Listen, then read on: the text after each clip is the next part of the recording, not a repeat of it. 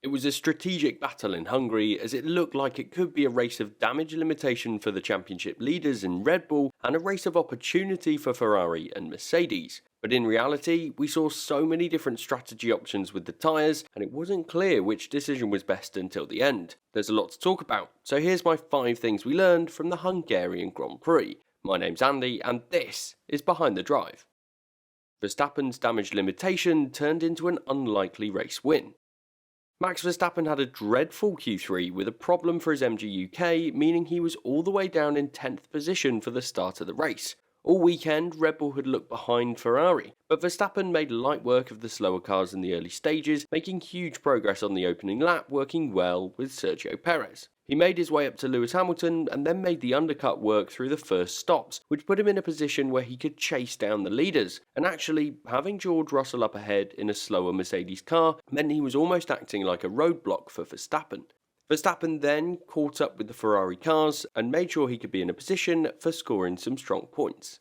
Verstappen did an excellent job to be right on the back of Carlos Sainz and George Russell towards the end of the second stint, and was right in the mix for the race win after Ferrari's strange decision to go for the hard compound tyre with Charles Leclerc, which was slow to warm up as it had been all weekend, but we'll certainly be talking more about that later on. It was a brilliant start to his race, and he'd done an excellent job to get back up the order before an odd spin through the penultimate corner. It looked like he lost it out of nowhere as he was fortunate to do a full pirouette, which meant he didn't lose as much time as Yuki Tsunoda, who'd had a spin earlier in the race. But it was certainly a rare mistake from the world champion. Regardless, the strategy call of going for the soft tyre at the start, followed by 2 stints on the mediums, was certainly the right call for Red Bull, as they cleared the slow drivers early on and then went on the hunt for the frontrunners. I think this was one of Max Verstappen's best wins in Formula 1, and he did well to be in the right place at the right time despite car issues. He's now 80 points ahead in the championship, which is an absolutely massive lead. Overall, I think it's fair to say that getting up into the podium positions would have been ideal for the Dutch driver. He's got a strong lead in the championship and it was all about damage limitation, but via excellent strategy and brilliant tyre management, he turned 10th on the grid into a Grand Prix victory. So it's got to be a green box for Max Verstappen. Another double podium for Mercedes. Mercedes looked poor going into the competitive sessions this weekend. On Friday, Mercedes were almost a second off the pace of the frontrunners as they struggled to get their tyres up to temperature. It looked like it could be a long weekend for the Mercedes team. When the rain came on Saturday for FP3, it also looked bad for Mercedes, as they were well off the pace, and with changeable conditions expected throughout the competitive weekend, there was more concern for the team.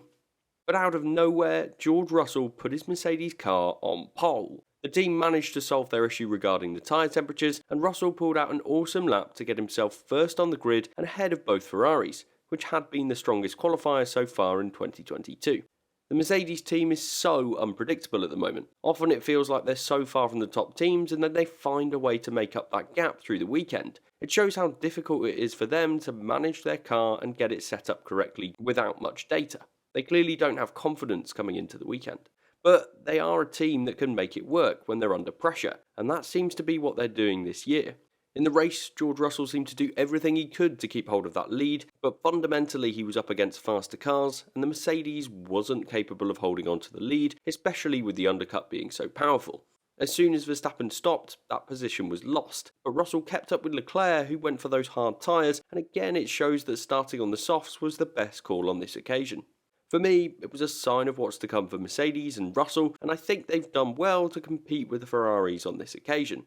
And with Hamilton also showing some incredible pace in his last stint, he managed to get back to second position once again, and now for 2 weeks in a row, Mercedes have managed to get 2 cars onto the podium. They've clearly made huge amounts of progress this year, and it's going to be fun to watch what happens next with Mercedes as they continue to catch the Ferraris in the constructors' standings, as they are now just 30 points behind. So it's clearly a green box for Russell, Hamilton and Mercedes for this weekend. Before we take a look at Alpine and Ferrari damaging their own races, I want to take a moment to ask you to consider subscribing to Behind the Drive. According to my YouTube statistics, 70% of you watching aren't yet subscribed, so make sure you hit that subscribe button. Alpine damaging their own race. Alpine did well to lock out the third row of the grid. Sure, they took advantage of some of the faster cars having a difficult qualifying session yesterday, but regardless, they were excellent to get 5th and 6th. But with the 2 drivers so close together, Unlike last year where they worked well to ensure Esteban Ocon's race win, this year they seem to be hurting each other as opposed to looking at the fact that they were in a race with the McLarens in the championship standings. Off the line, Esteban Ocon squeezed Fernando Alonso right towards the pit wall, giving Lewis Hamilton an easy route to go straight past them both, increasing the gap between them and Lando Norris ahead. Alonso commented on the radio that Ocon's defence was some of the strongest he'd ever seen through his F1 career, not an approach you'd expect from your teammate. But this wasn't the only time that they fought through the race. The Alpines ran close throughout the Grand Prix, and at the pit exit they were racing together once again and pushing each other wide through the first few corners, slowing each other down, and on this occasion it was Daniel Ricciardo that took advantage and made a double overtake on the two Alpines. This was crucial for the Alpine-McLaren battle. It was again these two drivers not helping themselves or each other. Throughout all of this, Alpine opted for a different strategy entirely, going for the hard tyres after the first pit stop, with an eye on the one-stop strategy and making that work. But early on in that stint with the hard tyres, both drivers were losing positions left, right and centre, with both Aston Martins making moves on the Alpine cars through that second stint. In the end, the Alpine team stuck with their strategy of going for the one-stop while other teams were looking at the two or the three-stop, and in the end, with Ricciardo making errors himself in his third stint, Alpine and McLaren matched each other in terms of points scored this weekend. However, with the drivers battling each other hard in the races, there were many risks taken, and if this keeps happening, then they may end up making a mistake, which could give McLaren an advantage in this fight, but for me, I think it's got to be an amber box for Alpine this weekend. Another strange strategy call from Ferrari. It's been a season of own goals for Ferrari, and they seem to have struggled again in Hungary. The team started on the medium tyres with both cars, probably with a view to go for 2 medium stints followed by a soft stint at the end. But they didn't stick with their plan. With Russell starting on the softs, he was able to hold the lead through the first lap, which meant the Ferraris couldn't stretch their legs out at the front and build a strong lead as they might have been hoping. This allowed Verstappen to catch up with the leaders, as I discussed earlier on, and meant the strategic direction from Ferrari was so much more important. On this occasion, Verstappen was hunting down Russell and Sainz, and wasn't too far behind Charles Leclerc, who was leading the race. So with Verstappen stopping, the Ferrari team opted to try and match the Red Bull team. But with the 2 stints on the medium tyres down so far for Leclerc, they were forced to pick a different tyre for the monogasque driver for the closing 30 laps. With that long to go, they had to go for a hard compound tyre, which we already knew was dreadful after the Alpines had tried that tyre earlier on. Whilst being durable, it simply had no grip, and therefore no pace.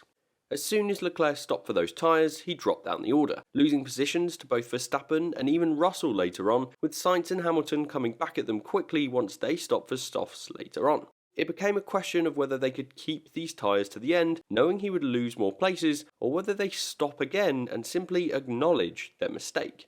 Meanwhile, with Sainz in a similar position early on, the team went for that different strategy, as they kept the Ferrari driver out longer and stopped for a stint on soft tyres towards the end.